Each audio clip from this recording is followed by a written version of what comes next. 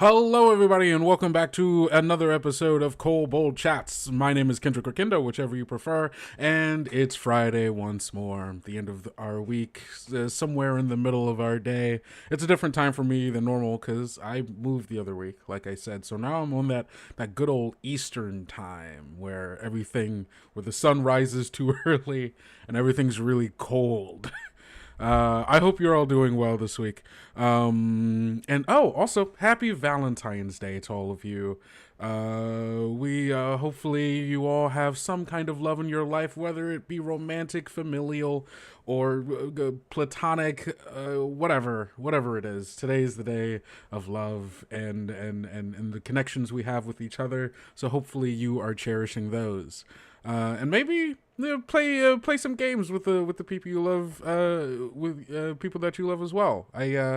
My partner and I played a game of Monster of the Week just last night, which I guess was also this morning. It was like midnight, so we technically played for Valentine's Day. It was a lot of fun. So go out, play games with the people you love because it's fun. But yeah, hope you're all doing all right. Ryan, to answer your question, I have one more episode of Scouting Party. It's not coming out today, obviously. I have to do a little bit more editing with it, and there's just a lot of Kobold Con stuff happening, and so on and so forth. But the field guide to monster harvesting Scouting Party will be coming out, and you all will know when it does. So be on the lookout for that. What was I saying? Oh, yes. But today, the thing that we are talking about is we're wrapping up our conversations about the Monster Vault 2 with a good friend of Kobold Presses and one of our guest designers and writers on the Monster Vault 2, Mike Shea. Hey, Mike, how's it going? Hello. Going well. Glad. Thank you for having me on. Always a pleasure to talk to you. Always a pleasure to talk to you as well. Greetings. Hello. The monsters win in this one. So, Mike, in the Monster Vault 2, you were one of our special guest designers, both for one of the monsters in the book, but you also wrote the section in chapter 1 talking about villains and about doom points.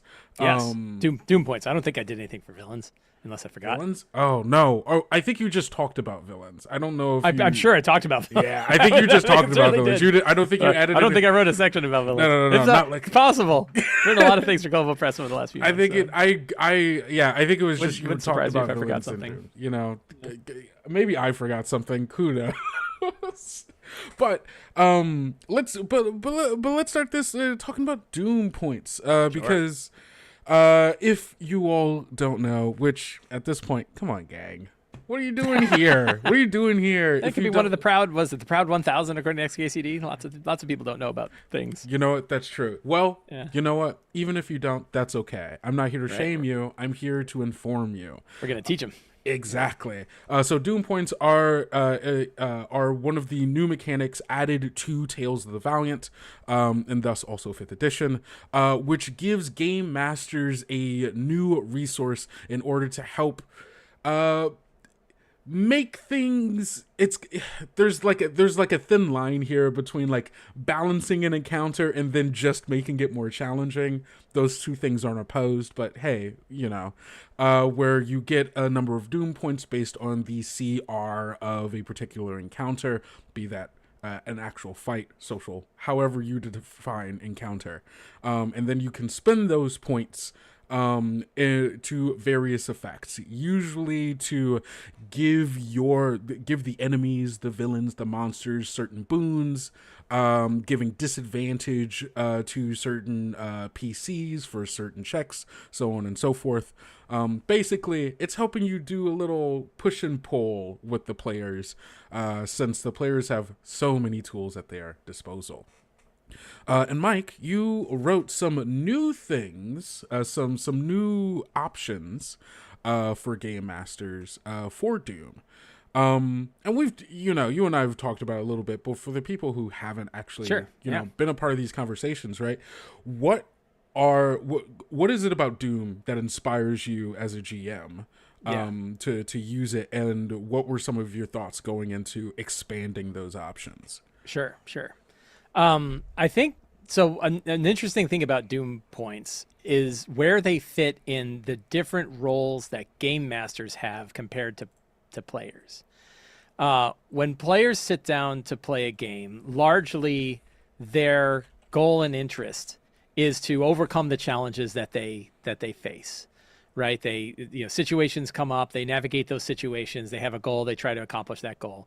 And sometimes the accomplishment of that goal requires going through monsters, right? Like they get attacked by monsters, they fight those monsters. And you probably wouldn't hear players, even though it certainly happens, you probably wouldn't hear players say, my goal when I fight a monster is to make sure that the group is having the most fun.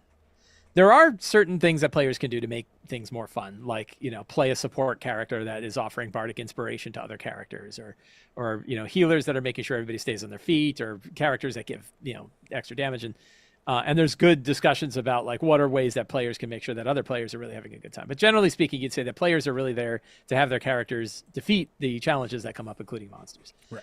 But a GM's role isn't really the opposite of that, right? The GM isn't sort of the, not always, sometimes they're the adversarial side of it, but a lot of time the GM's role is, I want to help facilitate a really fun story for my friends around this table, which is different, right? It's kind of a fundamental difference. Yeah. Doom points are one of the sort of wild cards that GMs can keep on hand to help ensure that the fun of the game is always paramount. Some of the fun of that game is making sure things like monsters are behaving as you would hope they would behave in the fiction of the game, or certainly not behaviors in like their activity, but behaviors in like the challenge that they pose. Right. And we've certainly seen it, that sometimes you'll throw a monster out, you've been foreshadowing this creature for all this time, and then the characters face it, and it never gets to do any of the cool things that it was really intended to do. That there's like a bunch of different ways that the characters can get around it, or avoid it, or mitigate it, or whatever. Mm-hmm. And sometimes that's fun. Right? Sometimes it's really great when you've had this boss you thought was going to be a real pain in the ass, and instead you like take him down right away, and it's really kind of, remember that. But if every boss is like that, it's not really that great. So there's kind of a concept. I first heard it from Robin Laws called beats, like the beats and pacing of RPGs. He wrote a whole book called Hamlet's Hit Points where he talks about this. Okay. And he said, like, in order to make a fun game, you need a series of upward beats and downward beats, right? That you need good things to happen and then bad things to happen and then good things to happen and bad things to happen. And fiction, whether it's movies or TV shows or books or whatever, often follow these things of good, you make progress, but then you face a challenge, but then you make progress and you face a challenge. Mm-hmm. And it doesn't always have to oscillate perfectly. It's not always upward and downward beats, like perfect cycle, right? Every so often, a few upward beats. But if you have too many upward beats, things get boring. Right. And if you have too many downward beats, things get frustrating, and you break out of the, now you're not thinking about the story. Now you're like, why is my DM such a jerk? So Doom points. So there's a few games that actually have ways to kind of handle that. For Fate Core, for example, has tokens that you use, Fate points, in order to kind of scale the game up or down. So there are other ways that this kind of thing can be handled, and Doom points are kind of a thing like that. I'm getting around to Doom points. I'm taking the long way around to Doom points. Yeah, no, please. But like, Doom points are a way for the GM to kind of decide, should things scale up a bit or not, right? Should we scale this thing up? Should the challenge go up? Should can we break through a thing that normally we wouldn't be able to break through? Stuff like that. Yeah. The Monster Vault and the Game Master's Guide both have sort of hard-lined ideas about what Doom points can do. Mm-hmm. And they, I have 6 of them that I think come to mind. One is like giving a creature advantage on an attack roll, giving a PC disadvantage on a saving throw, refreshing limited use abilities, allowing a creature to automatically succeed on a save, letting a creature automatically succeed on an attack, or letting a creature move up to half its speed without provoking opportunity attacks. Those are examples, and I don't know that those books say like, and these are the only things you can do with them. Yeah. Right, which is why we're writing a chapter in Monster Vault 2 to say, there's other things. Not only are there other things you can do with Doom points, but there's other ways you can think about Doom points to kind of fit that idea of a tool that the GM can use to make sure that the game is fun and challenging, not so overwhelming that it gets frustrating, but ensuring that like you're not gonna be bored, right? Exactly. And that's where a lot of that comes from. Yeah. Because I think like one of like talking about like how Doom points are like this tool that, you know, game masters use to keep a lot of the game fun. One of the things that I really like about it, and I think a thing that we might have talked about before, is I like that puts a very player facing mechanic to things that game masters were probably already doing.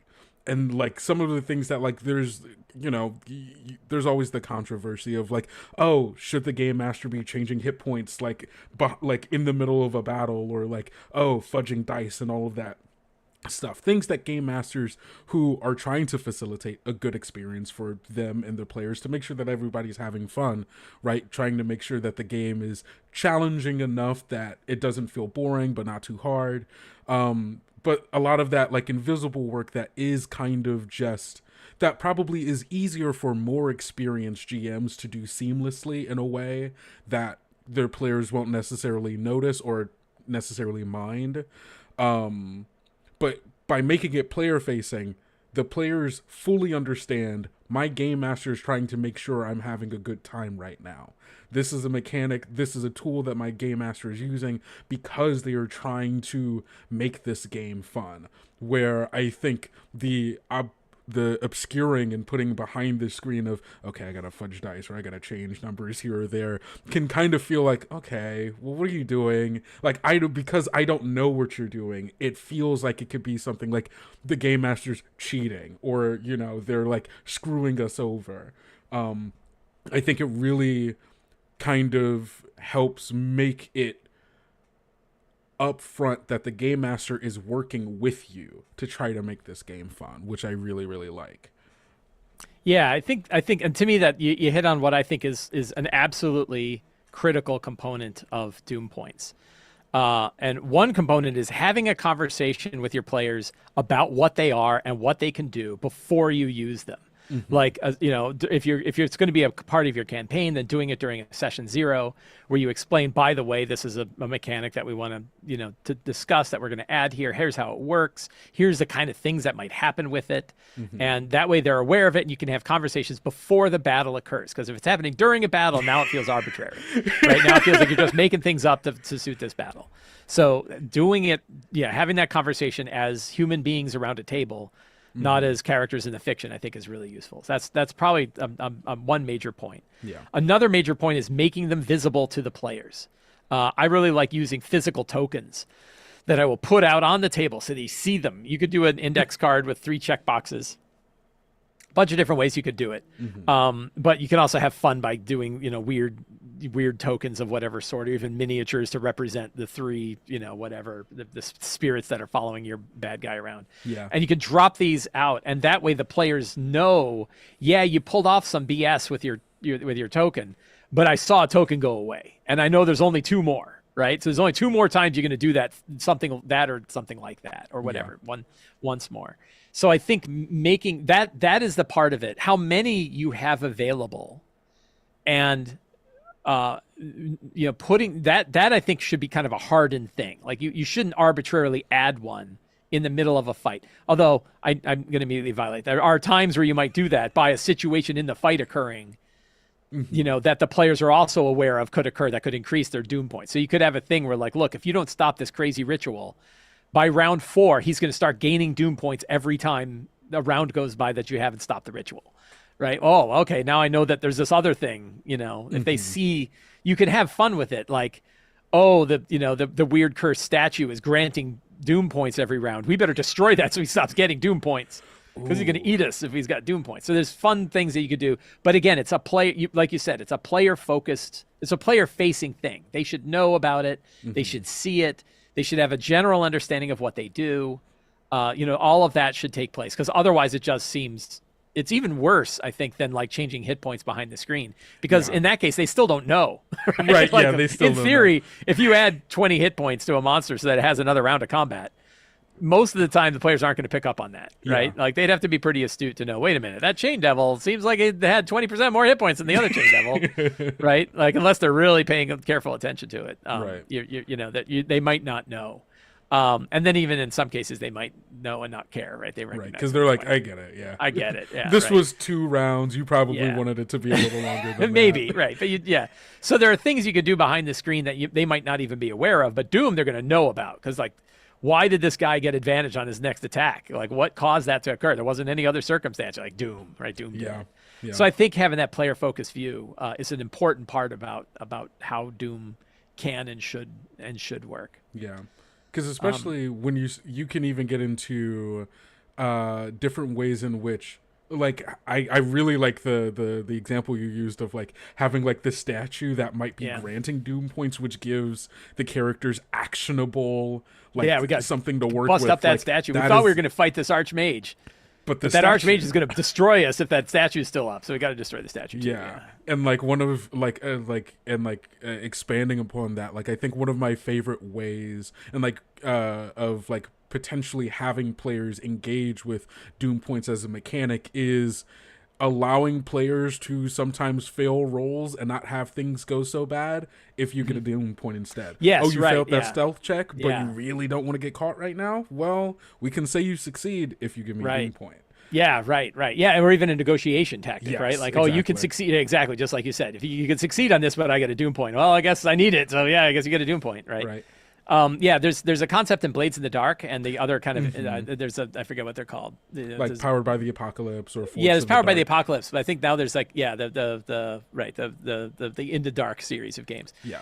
And they have like, and I guess Powered by Apocalypse has it too. The whole clock idea of clocks, like countdown clocks, right? That situations are occurring. This is sort of their version of like skill challenges, but I kind of like it way better than skill challenges, which is not except for the ones that are in Kobold Press's books. Those skill challenges are the best, but I'm talking about other skill challenges. But that idea of a countdown clock, that like a situation is occurring, like guards being aware of something, right? The guards aren't aware, but then every time you fail like a stealth check, the clock ticks up, and if it 4 times, and the guards are going to be aware of you. Yeah. But you could have it where like whatever the countdown clock is for something, that the world is gaining Doom points, right? Like you don't even know where those points are going, but bad things are growing outside of your field of vision as Doom points are being accrued. Yeah.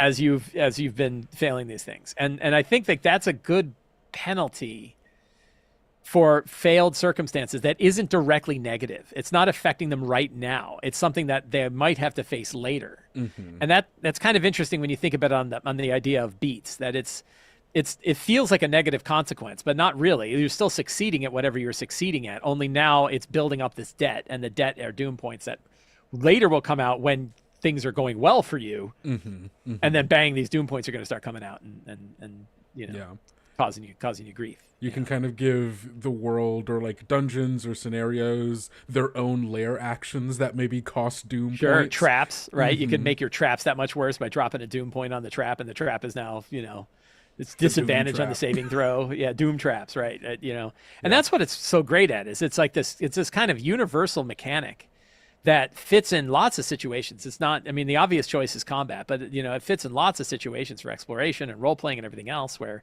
you can, it's kind of the opposite of inspiration or luck, right? That like, players and characters in Tales of Valiant get luck, the world gets Doom, right? And it can kind of work that sort of same way. So I think it's really, which is kind of how I got into this job, right? Is that like, I talked about it on my show and I wrote an article about it, and the powers that be at Kobold Press saw that and was like, ooh, like that. We were going to have a chapter on that in our book. Yeah, would you like to write it? I'm like, sure. I'd love to write that chapter. So that's how this whole gig came about. Yeah. So what are the specific expansions on Doom that you have brought to this book that you're excited for people to get their hands on? So I like all the ones that exist, and in some cases I want to be even meaner. So I wanted to like expand them even a little bit more, particularly for boss monsters. So Doom is not tied to it's not exactly like legendary actions, right? Like or legendary resistance. It's kind of its own thing, and it can apply to any monster. Like you could drop it in any combat, and other monsters could use it. But I think they work particularly well for bosses because bosses just need help, right? I think, RPG big bad evil guys get a bad, they need help. They need our help. Yeah. Right? This is my hey, let's have a service announcement for the bosses out there, because they get immediately targeted and hit with the hardest hitting spells possible to destroy them. They just by being a boss, they haven't done anything else. But just by being unique among monsters, the paladin's like, I got to smite the hell out of that thing, right? I got to use every spell slot I've got as fast as I can to kill that thing. Right. And what's interesting is that often kind of goes against the arcs that you might see in action movies and stuff like that about how boss fights work. And there's a lot of tricks that you can do to like protect your bosses. Mm-hmm. I was just looking at the cult fanatic and cultist stat blocks in Monster Vault, and the cultist stat block can leap in front of an attack that might otherwise take out a cult fanatic, which obviously they work together well. Like you pack your cult fanatic is shielded by cultists, good way to protect your cult fanatic, right? And you just sacrifice a cultist to do so, which is perfect because they're a cultist. So I think that, a lot of the thoughts that I have about how to improve them are basically with bosses. But some of the ones, and I'm offering like suggestions. One thing I think is really, really crucial up there with make sure to talk to your players about it and make sure that they're visible and limited so that people can see how many exist and why. Mm-hmm. I think also is understanding that it is a completely optional rule. You do not need this. If you don't need it, you don't need it. Like anybody that's like, I don't like that, no problem, right? Like if it's not for you, it's not for you. This is not like you should absolutely be using these. Like this is critical to the success of the game. It's an optional rule, stated optionally in all the books, right? All the books could refer to it as kind of an optional rule. Yeah. And I even double down with that optional rule when I talk about the expanded Doom powers, because there are going to be people who look at them and go, oh my God, what are you talking about? We're not going to do that. But so my expanded list of Doom powers, and again, suggestions or thoughts about how they could work are: give a boss monster advantage on all of its attacks until the beginning of its next turn. So instead of just one attack, it gets one round of fury, where all of its attacks are at advantage. Let a boss monster transfer half or all of the damage they receive to an ally within 60 feet that they can see. So an expansion of that one we were just talking about for the Cult Fanatic, where you hammer on it for 25 damage and it throws that 25 damage on this other monster who then explodes, right, and dies or whatever. Yeah. Ignoring elemental resistance or treating elemental immunity as though it was resistance for one attack or ability. The one that always comes to mind with this one is things like Hero's Feast. Hero's Feast has been a bane of mine because Hero's Feast gives group immunity to poison. Sucks for your Ancient Green Dragons, right? Your Ancient Green Dragon. But if the Ancient Green Dragon has a Doom Point, it can use a Doom Point, and its poison breath is so horrible, it pierces through your immunity. You still get resistance, but you're still going to take damage, right? Mm-hmm. Suppressing one ongoing magical effect until the beginning of their next turn. This is the Death Knight's going to rip through your Force Cage, right? That you throw a Force Cage up there. I've always wanted to do this. I haven't done it yet. Of a Death Knight is walking around, and somebody Force Cages the Death Knight. And they're like, ha. You're stuck. And the Death Knight grabs it and rips it open. And oh my God, right? Like, can they do that? And yeah, they can. And if you have a Doom Point, you're like, Doom Point, I'm ripping through the Force Cage, right? Like exactly. that can really affect. If you wanted to be really mean, and this is one you definitely, I don't even know how I feel about this, but if you have a character who uses shield all the time, right? And they have a high AC and they're like, oh, I'm going to fight him. And then you Doom Point, he pierces through your shield, right? He gains tears through your shield. I have my shield, right? He gets +5 on his attack to pierce through your shield. Oof. So you could do stuff like that. Ending one ongoing effect, even if the effect doesn't offer a saving throw. So if a monster gets stuck with something, they can use a Doom Point to get broken free from being stuck without having to, it doesn't even, even if that thing didn't have a save. Yeah. Giving a boss an extra action, for example, getting them an extra attack or an extra use of something.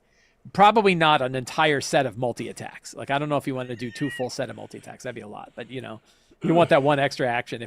And this was good for, spell casting monsters. Maybe you give them around where they burn a Doom Point, they cast a spell, and they do their full range of attacks. Yeah. That can be pretty good. And then another one was, a boss can sacrifice a nearby ally and gain its hit points as temporary hit points. Right? Yeah. So sucking all the health out of one person in order to be stronger. these are all like those are obviously stronger than the ones that exist in the Monster Vault and the Game Master's Guide, but they're kind of options more so to give GMs an idea of what could happen. Yeah. But a really crucial piece is you're not doing it because you're mad at your player, right? You're not doing it because you want to stick it to them. You're doing it because you think it'll be fun. You're doing it because you think like this is a way to sort of shake up the status quo, to have a monster really behave like it should be behaving in the fiction of the game. If you're not doing it because it's fun, you probably should not do it. Right, you should probably do something else. If you don't think, this will be a really cool moment that my players are probably going to be talking about for a while. Hopefully it's that way, yeah. And that's a thin line between those two, right? Yeah. Like I've had it where like the characters are just having too easy a time, and you're like, I'm going to do this, and they're like, that's BS, right? And but sometimes an interesting thing is when I was testing a lot of this stuff out with my home group, I had a guy who was doing all this kind of crazy stuff, right? And he was knocking people to 0 in one round because he was getting so many attacks and burning all his points up. And I think he like broke out of a hold person before his turn, right? So like he got held, and he was held to the beginning of his turn. And then I used the doom point to shatter the hold so that he could go and beat people up. And they're like, whoa, what is that, right?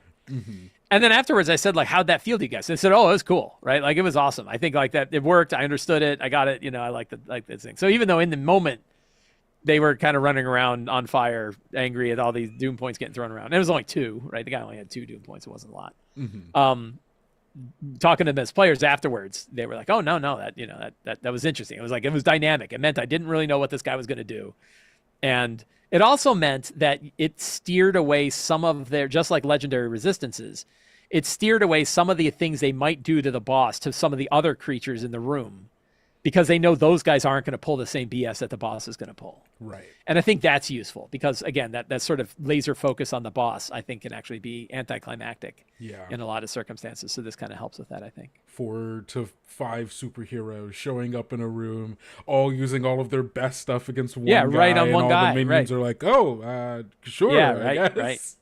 Yeah, I mean, a dirty trick I always do is the boss doesn't show up till after they're in the fight, right? They're like, they go into a room, they're fighting a bunch of normal dudes, they're getting in position, everything's going on, they've already done the damage, and then the boss shows up, and now they have to scramble around. Right, like, they're already locked in. We already started using resources. Yeah, right. We've already used resources. We've already spread our damage around. We've already this guy's almost dead. I got to keep going in them, and that sort of shakes things up. That's another non-Doom point related trick, but that can work. Yeah, and again, like I love that all of those options feel very like classic villain, boss, like all of those things are things like are in those climactic moments where they're like, okay, we finally got one up on them, we're gonna do it, and they're like, nope, breaking open the first page, or, that anime thing where they flex, right? They flex and fire burns out of their body, and you're like, oh my god, what's that? And then they start beating you twice as hard, right? So exactly, and that's the intent. And it's so inspiring just for like all of the other obviously like the choices that are like the options that you're giving here are for like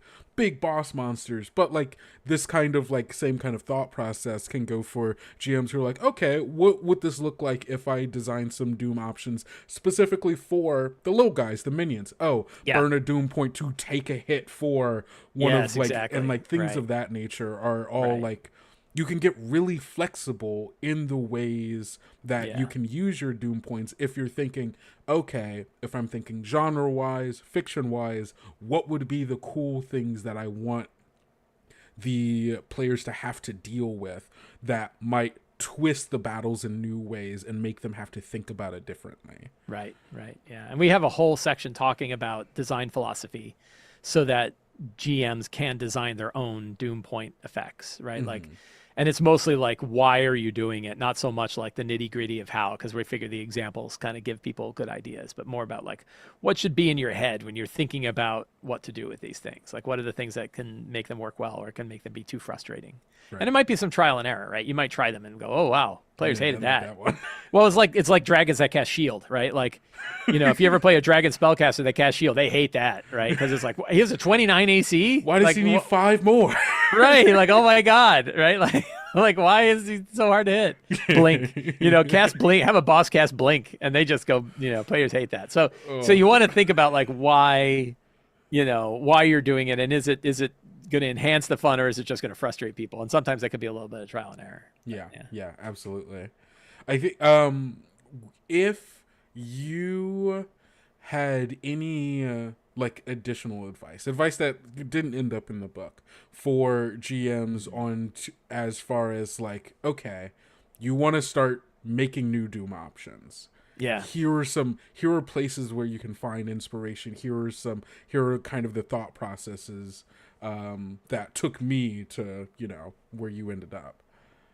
I mean, so the thing we just talked about, which really just came off the top of my head, I didn't even really thought about it, was that idea of like having Doom engines in a battle that can spew forth Doom points that you have to go stop. I think that I want to try that. Right? That sounds really fun. Yeah, and that's not, unfortunately, that's not in the book. But I think like that's kind of a neat idea.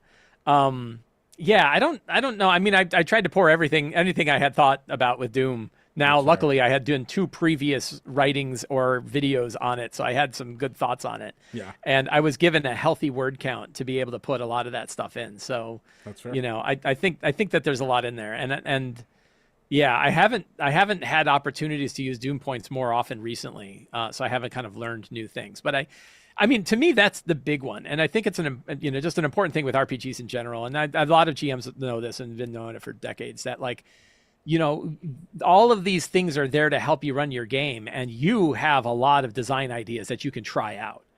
And when they're atomic things like this, when they're like, it's like designing your own monster. You can build your own monster and throw them in there and see if it works. And if it works, great. If it doesn't, you don't ever have to use it again. Mm-hmm. And ideas for Doom points can be the same way. You can come up with ideas and try them, and they may be frustrating, and you may realize, turned out that wasn't as much fun as I thought it was going to be. Either it wasn't effective, or my players just hated it and were frustrated rather than feeling like it was a fun challenge. Mm-hmm. Maybe I'll twist that, or I just won't use that version anymore, and instead I'll use this other version.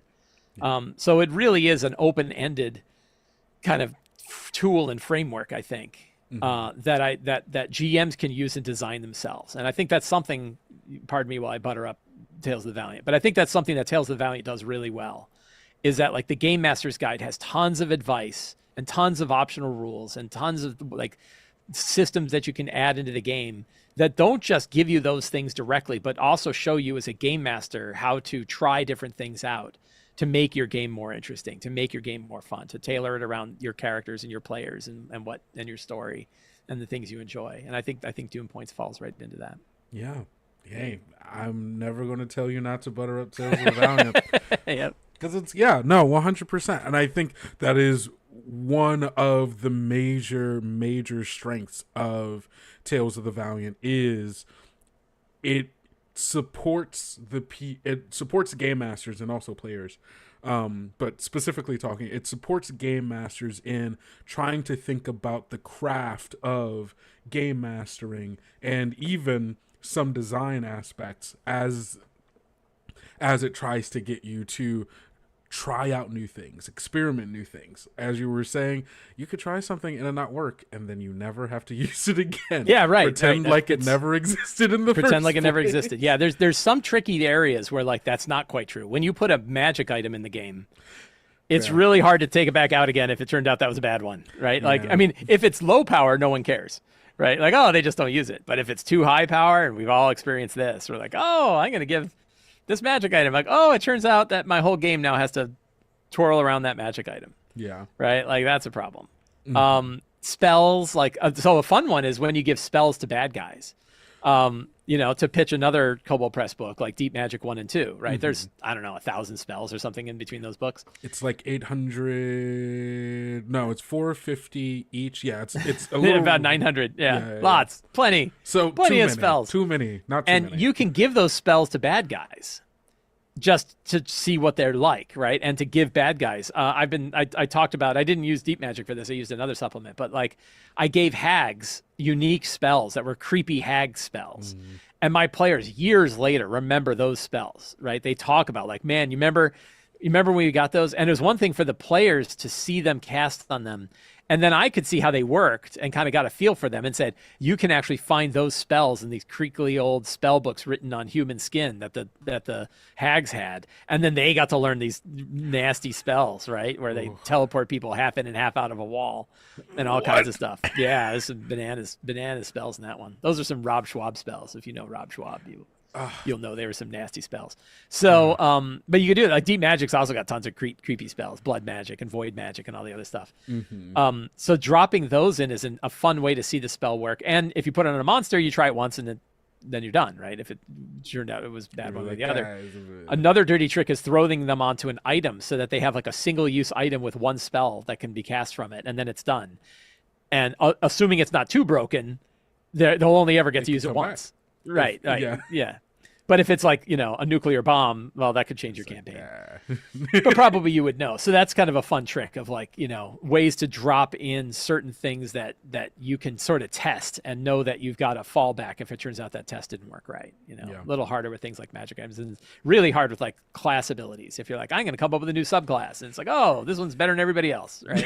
Like, why would anybody not be this subclass? Yeah. A little hard to walk that one back. It's like, hey, you're right, so because now the character's built around it. Could you change your subclass? Because I think everybody... Right. I mean, it could happen, right? Certainly if you worked with a player and the player recognized that you're making this thing up as you go, you guys could negotiate what you think would be cool and get it balanced and have it be fun. But it's a little harder than a monster where you can just put the monster out there and be like, wow, that guy hit twice as hard as I thought, or that guy hit half as hard as I thought. So, yeah. Yeah. Gosh, I think that's all I've got. This one's a little bit of an early one, so hey, I'll be able to give you all some of your time back.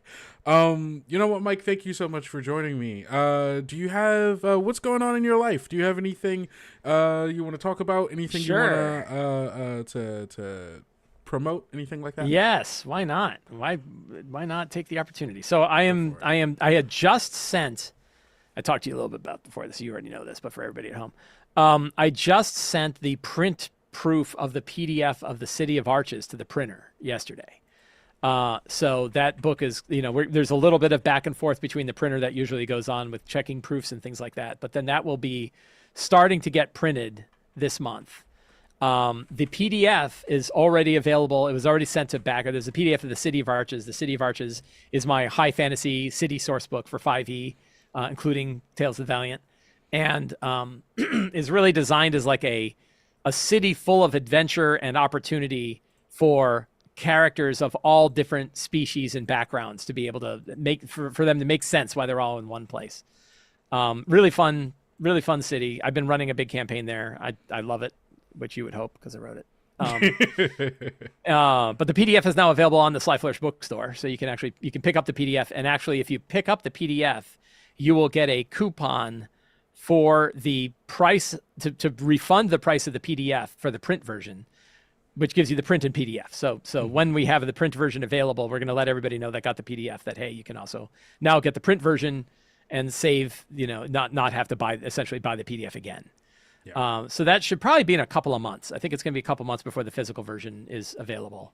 But the PDF is available right now. It's really fun. I worked really hard on it. I've been working on it for, more than 2 years at this point, 2.5 years or so. And I think it's got, it's everything that I wanted a fun setting to be in our fun fantasy RPG. So I'm almost exclusively focused on that, on top of spinning my other little plates, like my own little talk show and my blog and newsletter and all the other stuff that I do. Yeah, awesome. And for anybody who wants to check out City of Arches, the link is right there in the comments. So please go check that out because it's a real cool looking book. And I love the cover. It's gorgeous. Yeah.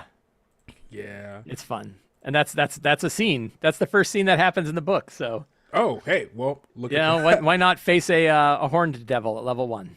That's the. Why not? Why not? You know what? Try out new things. Fight demons and devils. Definitely got some new things. I didn't say fight. Die to a devil. Not much of a fight. Yeah. Oh, awesome.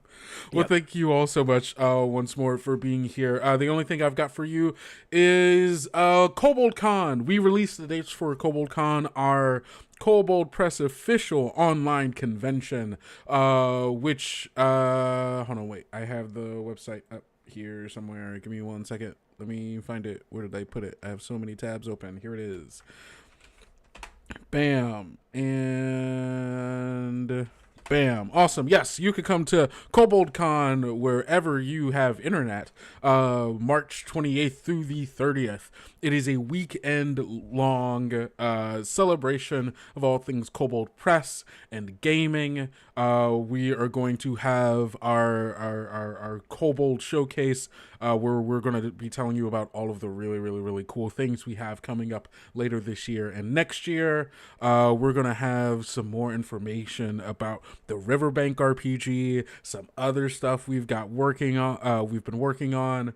There's going to be actual plays, panels, organized play, a bunch of stuff all weekend, and it's absolutely free to participate. So, and also you could do it from the comfort of your own home. Who doesn't love that? No traveling. You don't have to buy tickets and housing. If you got a place where you're already hanging out, you can hang out with us. So we'll have more information about that in the coming weeks. And also don't forget to pre-order the Old Margreve, our reworking and reprinting of some people love Midgard. People love Midgard. I love Midgard. Yeah, exactly. I'm running a Midgard campaign right now. Dragon Empire campaign. Yeah. And so if you're familiar with Midgard or you're not familiar with Midgard, the Old Margreve Forest is some may say living and thinking forest full of adventure, weirdness, and horror. And hey, you're going to be able to explore in it pretty soon. It comes out April, which is just like 3 months 2 months. I forgot how months work. 2 months away from now.